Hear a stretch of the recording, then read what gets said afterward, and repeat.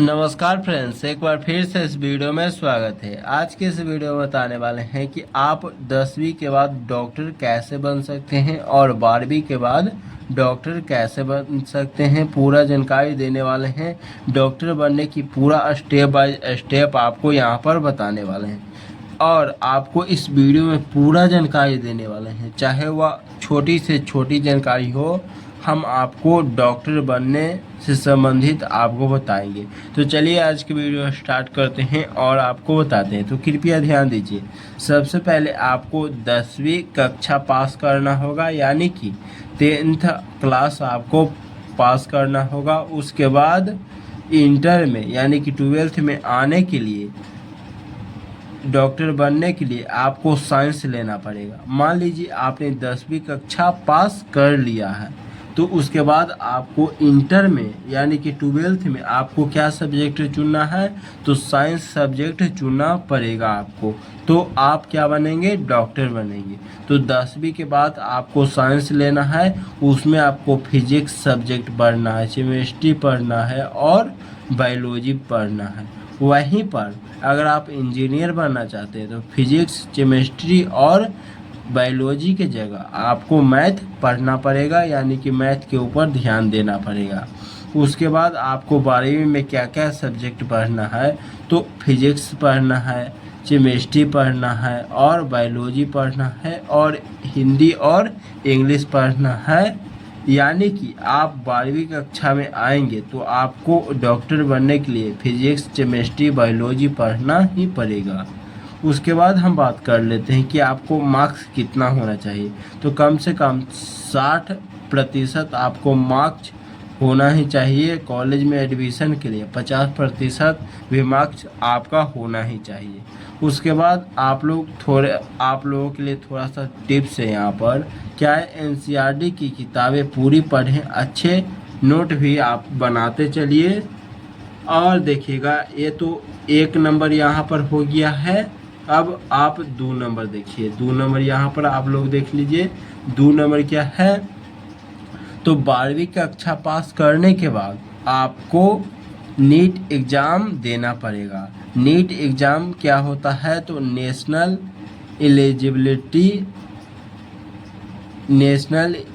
Eligibility conference test, यानी कि ये एक प्रकार का क्या है, नीट एक एग्ज़ाम का नाम है जो यहाँ पर क्या होता है, जो डॉक्टर में सिलेक्ट होता है। जिस तरह से आप मान लीजिए आप पुलिस बनना चाहते हैं तो उसमें एक एग्ज़ाम लिया जाता है, उसी तरह से डॉक्टर बनने के लिए यानी कि कॉलेज, डॉक्टर वाला कॉलेज में एडमिशन लेने के लिए हमने क्या कहा, डॉक्टर वाला कॉलेज में एडमिशन लेने के लिए आपको एक नीट एग्ज़ाम होता है जो आपको क्रैक करना पड़ेगा। यानी कि इसमें आपको बहुत ही ज़्यादा नंबर लाना पड़ेगा।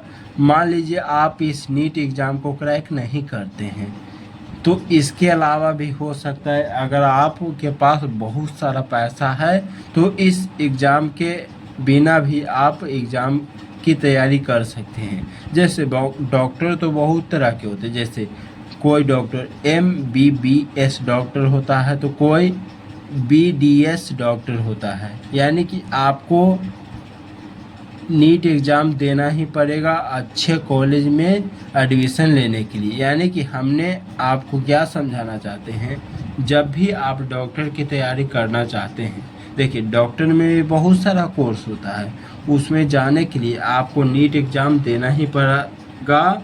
हमने थोड़ा देर पहले आपसे कहा था कि बिना नीट एग्ज़ाम दिए भी हम क्या डॉक्टर में जा सकते हैं। जी हाँ, जा सकते हैं, लेकिन थोड़ा सा आपको बेसिक नॉलेज नहीं रहेगा। वहीं पर आप नीट एग्ज़ाम दे देते हैं तो आपके पास बेसिक नॉलेज आ जाता है डॉक्टर बनने से संबंधित। उसके बाद आप MBBS या बहुत सारे कोर्स होते हैं उसका तैयारी कर सकते हैं। तो सब्जेक्ट में इसमें आपको क्या क्या पढ़ना पड़ेगा, तो फिजिक्स, केमिस्ट्री और बायोलॉजी पढ़ना पड़ेगा। उसके बाद एग्ज़ाम पैटर्न यानी कि मल्टीपल चॉइस क्वेश्चन होगा, यानी कि MCQS क्वेश्चन होगा।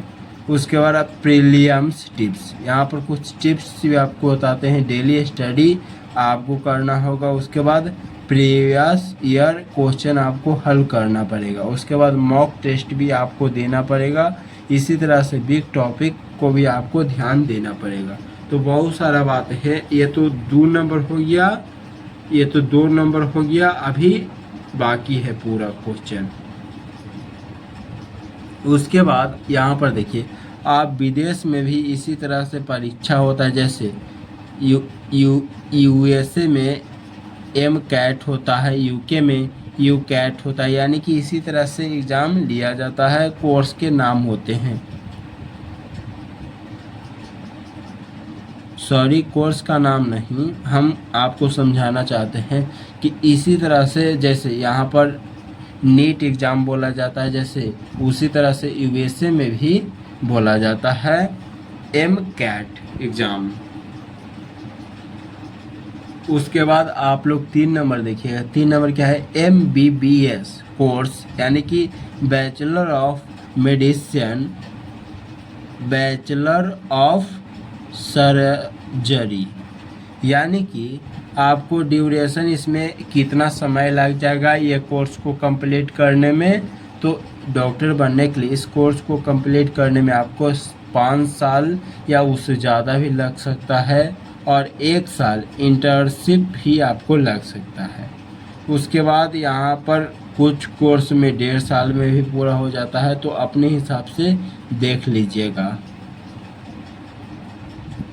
उसके बाद आप लोग अगला देखिएगा। अगला यहाँ पर क्या है? इंटर्नशिप, यानी कि MBBS के बाद आपको 1 साल का इंटर्नशिप एक होता है जो करना ही पड़ेगा।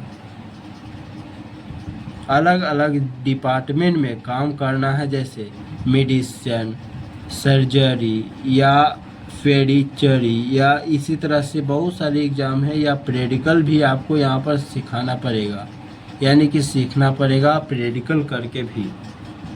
उसके बाद अगला देखिएगा। अगला यहाँ पर क्या है? तो अगला आपको दिख रहा होगा क्या? मेडिसिन लाइसेंस, यानी कि 5 नंबर देखिएगा।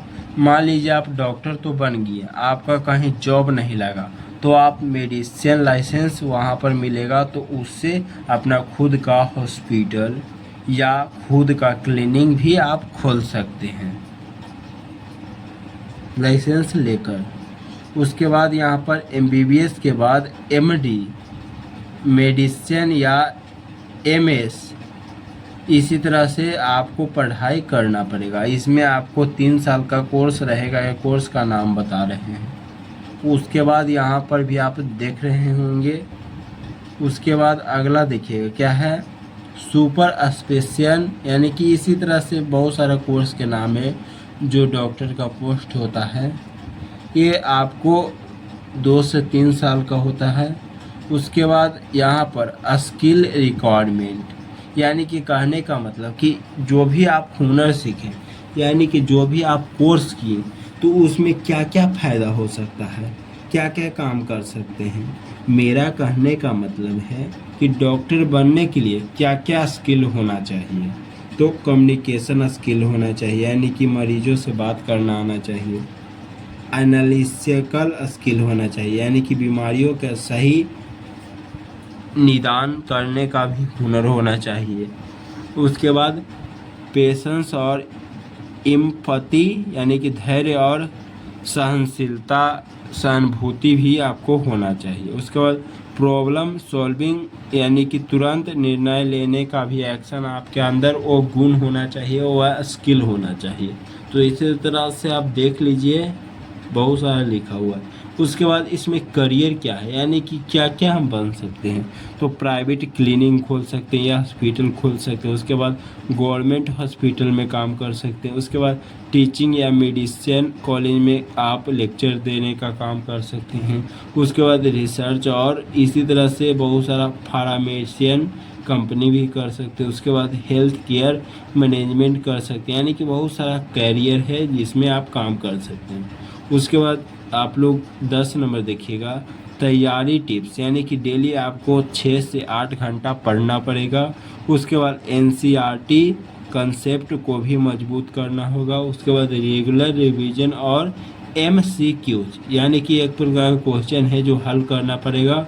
डेली ऑनलाइन क्लासेस करना पड़ेगा। तो हमने क्या समझाया यहाँ पर आप लोग देख लीजिए। हमने समझाया कि सबसे पहले आपको 10th पास करना है। उसके बाद 12th में आपको साइंस लेना है। उसके बाद नीट एग्ज़ाम क्रैक करना है। उसके बाद MBBS